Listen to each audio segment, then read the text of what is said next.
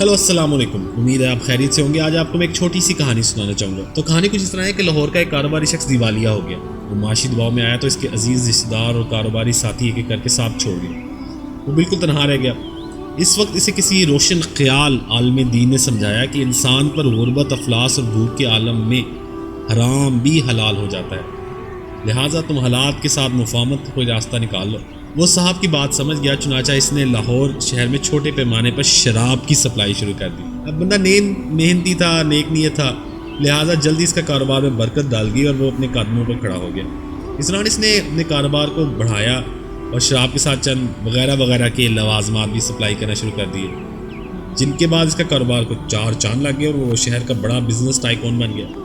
اس کے بعد اس نے اپنے نام کے ساتھ حاجی صاحب لگوانا شروع کر دیا۔ لوگوں نے اسے حاجی صاحب مشروبات ولالے کہنے لگے۔ حاجی صاحب کے بعد دولت آئی تو ان کے نئے دوست بھی بن گئے۔